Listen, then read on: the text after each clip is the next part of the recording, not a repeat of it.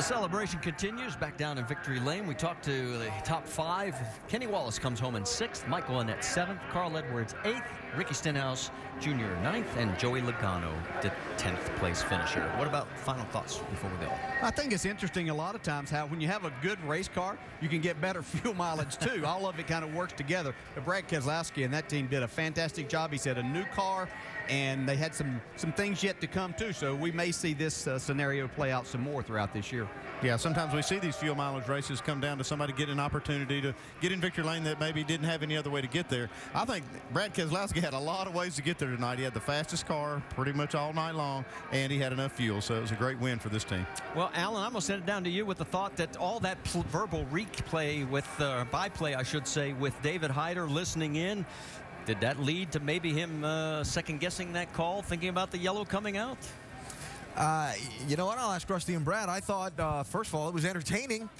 Without question. It was very entertaining. In fact, you and I were sitting here looking at fuel mileage, and, you know, we watched these guys run about 5 miles to the gallon. Yep. And they did the same thing tonight, ran out almost right at 200. So anybody back home wouldn't know how many miles per gallon does a NASCAR nationwide car get? It's 5 miles to the gallon. There you go. Take you back through how tonight's 300-mile race unfolded here at Kentucky Speedway. Kyle Busch, one of the pre-race favorites. Well, in qualifying a couple hours before the race, went from being a favorite to having some work to do. Stepped out on him and backed at the fence in qualifying. Had to go to the back of the field and started 43rd. Charged his way up to finish in 3rd position. Kyle making his way through the traffic very, very quickly. Was up to 20th place by lap 10, 15th place by lap 30. He was into the top 10 pretty early on in this race. Some great driving tonight and great work by the 18 team. Championship picture, Ricky Stenhouse Jr. What a rally. Talk about down, up, down. Had the early spin, right? Came back, got a free pass, got on the lead lap, got back up into the top 5. And then they had to stop and pit late for fuel. Yeah, things like that happen. He did a good job. At least he didn't wreck that car trying to get that thing to pit road. A lot of drivers struggling with track conditions and handling tonight, and the bumps and the bounces. Very bumpy racetrack, cars bouncing all over the track, some tight, some loose, but all bumpy. And guys did a good job overall. And if you got up out of that dark groove. If you left that rubber, boy, you went for a ride. It was like being on black ice. We saw Brian Scott there get up in the marbles, as well as Casey Kane here. Just no grip up top. 5 cautions for 24 laps in tonight's race. There is Mark Martin, even the best in the business, having some troubles handling things here tonight. Crucial pit stops here. They came with 66 laps to go. Spit the number out, Alan. 66 laps to go. Everybody came in and topped off the fuel. Can they make it? No, maybe, yes. But they found out a way to make it work. Most of them. Carl Edwards leading a charge to pit road here inside the final 10 laps. I was very surprised that Carl and these guys had a pit, you know, this early, because I thought the Fords got better fuel mileage, but it looked like the Dodge was the king tonight. Especially with Carl Edwards and those guys not running for points. You thought he would have taken a big chance. And then with 5 to go, Kevin Harvick with the fake to pit road. Yeah, there was a car rolling on the racetrack. David Hyder, his crew chief, thought maybe there would be a caution flag opportunity for a green, white, yellow, or green, white checker. Didn't quite happen. Kevin got caught on the racetrack. Brad Keselowski got bigger lead. No one could catch him. Katie barred the door for the 22. Now, the fuel mileage and the late pit stops and all that really shuffled up the finishing order in this race. On that last caution, when they got the 1 to go, Kenny Wallace's team came in and topped off the fuel. It resulted in him getting a 6th place finish tonight. Let's hear from him.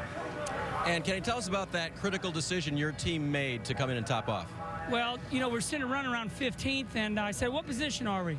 Scott Zipadelli said we're 20th. I said, how many cars on the lead lap? So 23 cars on the lead lap. We decided to come in and, you know, cap that Toyota Camry off, and we got to about 15th, and then we started saving a little bit of fuel. So it was a good run for this UNOH Toyota Camry.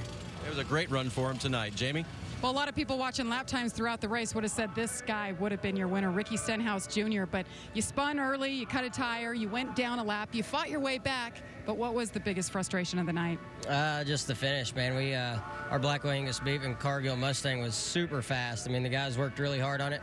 We unloaded, we weren't that great. Had a new paint scheme, which looked good, and we wanted to put it in victory lane, but you know, the guys worked really hard all throughout practice, and we just don't get the fuel mileage that everybody else gets. We're just going to have to go back to the shop and work on that, because these things are fuel mileage races these days, and they're just killing us. So hopefully we can go back and work on that, because the cars are really fast, and I think any 3 of our cars, you know, have a chance to win every week. So hopefully we can go back and get that taken care of and contend for some wins. Well, it was an eventful night. He still brought it home ninth, another top 10.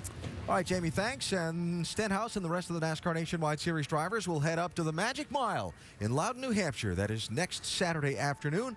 You will see the race, of course, as part of our continuing coverage of the NASCAR Nationwide Series all season long. Next Saturday, 2:30 Eastern Time here on ESPN as the NASCAR Nationwide Series goes to the Northeast. So storylines tonight. Joey Logano's bid for 4th straight at Kentucky. Ran out of fuel in the last lap, wound up finishing 10th. Kyle, can he come from the back? Yup, sure did. Mark Martin, could he get number 50? Nope, sure didn't. Wound up in 14th. And the championship, Elliott Sadler is now your championship leader, and this very close fight for the Nationwide Series title rolls off to New England. Completely different type of racetrack up in New Hampshire. A 1 mile flat, short track, like you said. It's going to be a different type of race, and I can't wait to get there. Get the drone butter ready. I'm coming to eat some lobsters. There you go. Sports Center is next. Brad Keselowski is your winner. This has been a presentation of ESPN, the worldwide leader in sports. The NASCAR Nationwide Series from Kentucky Speedway is green. There is Kyle. Member started 43rd in the field. Kyle's just manhandling this car right now. Yeah, just don't have very much grip down there, 3 and 4. I think as the sun goes down, we'll get better. Keselowski says his car is a rocket ship. I know you're listening. I'm just going to keep slowing down so you can As hear Brad me. Keselowski is going to get the win, his 13th in Nationwide Series competition.